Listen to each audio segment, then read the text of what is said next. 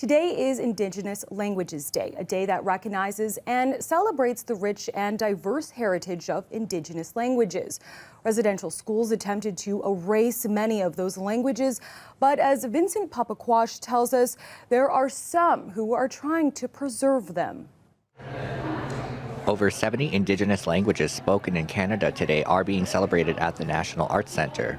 A pop-up exhibit on display, and tonight, a panel discussion. We wanted to share with folks sort of the challenges behind learning languages or preserving languages. Since the time of first contact, settlers have been trying to understand Indigenous languages. This, of course, led to attempts at writing it all down.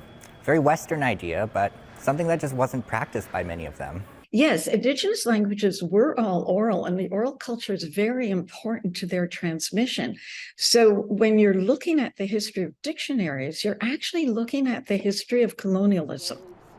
Mary Jane Norris studies Indigenous languages and revitalization.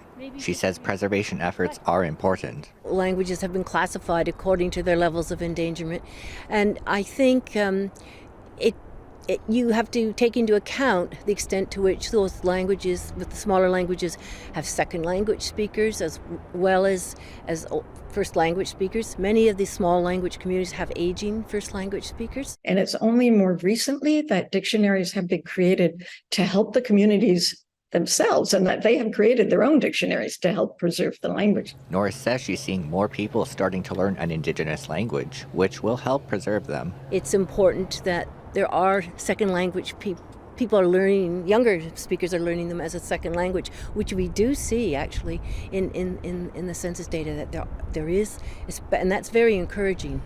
Today's event at the NAC is one of many efforts happening across the country to not only preserve Indigenous languages, but revitalize them as well. Vincent Papequash, CBC News, Ottawa.